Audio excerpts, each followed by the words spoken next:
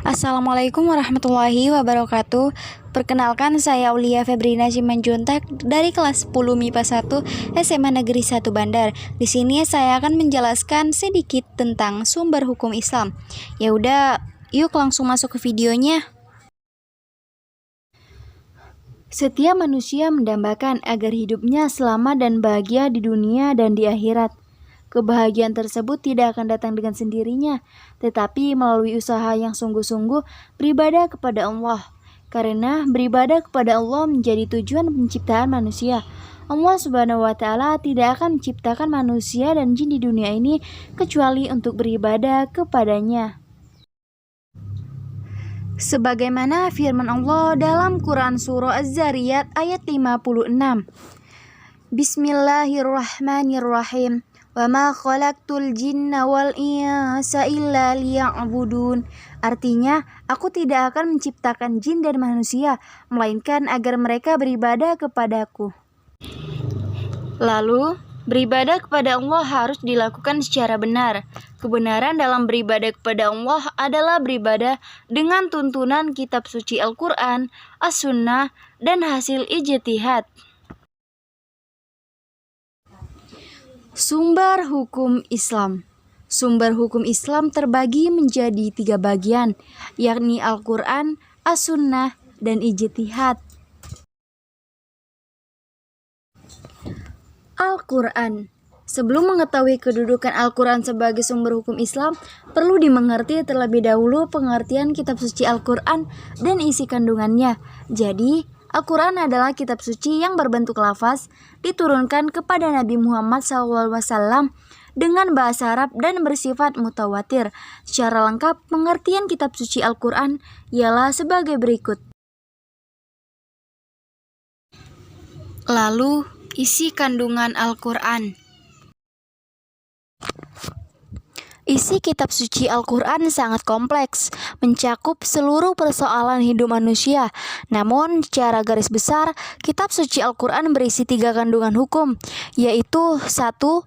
Hukum i'tiqodiyah, 2. Hukum khuluqiyah, dan yang ketiga, hukum amaliyah. Yang pertama, hukum i'tiqodiyah, yaitu hukum yang berkenaan dengan keimanan.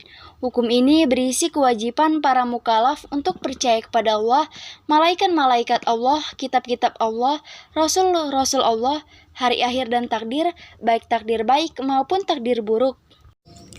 Kemudian yang kedua, hukum khuluqiyah, yaitu hukum-hukum yang berkenaan dengan akhlak.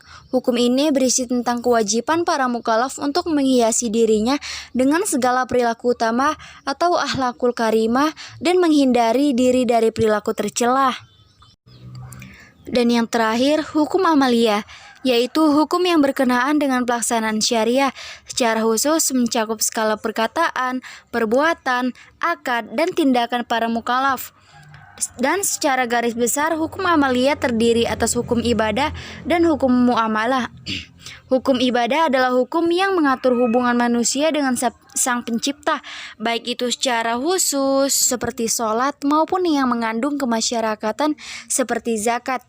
Adapun hukum muamalah ialah yang mengatur hubungan antar manusia seperti munakahat, mawaris, jual beli, sewa menyewa, dan lain sebagainya. Selanjutnya, kedudukan Al-Quran.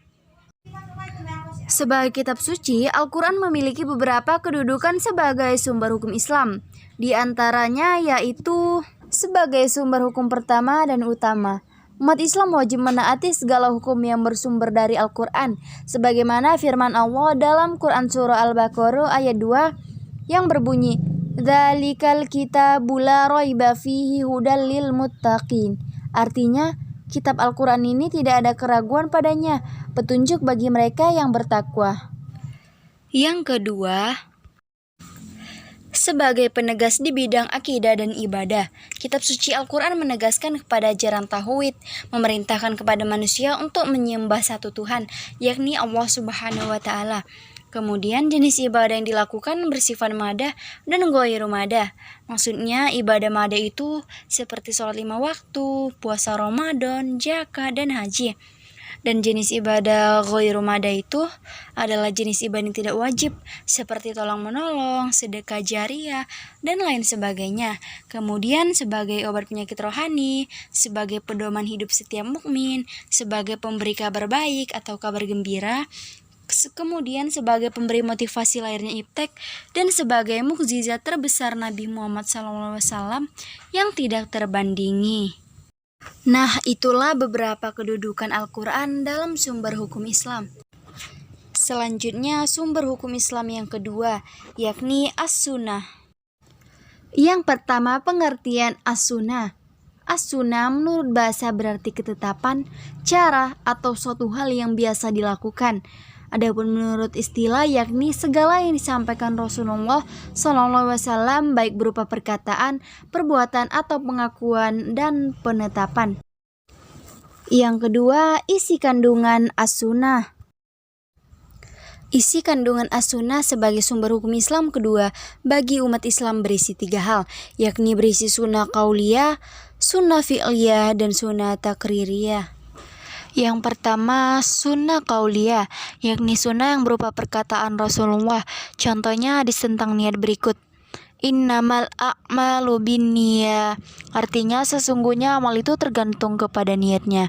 Yang kedua, sunnah fi'liyah, yakni perbuatan Rasulullah yang disimpulkan sebagai perintah atau larangan melalui contoh dan teladan Rasulullah. Contohnya pelaksanaan sholat, zakat, dan haji. Dan yang terakhir, sunnah takririyah, yakni sunnah yang berbentuk pengakuan atau ketetapan Rasulullah tentang segala sesuatu.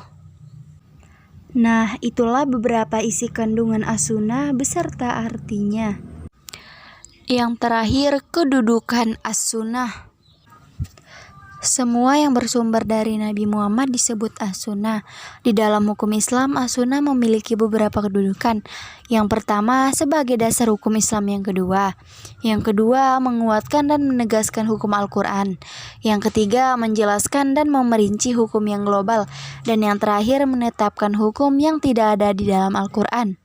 Nah, itulah beberapa kedudukan As-Sunnah dalam sumber hukum Islam. Nah, selanjutnya sumber hukum Islam yang terakhir, yakni ijtihad.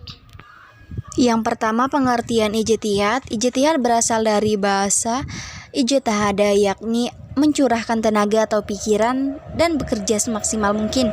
Ijtihad adalah mencurahkan segala kemampuan berpikir untuk mengeluarkan hukum syariat dari dalil syarah, yakni Al-Quran dan hadis.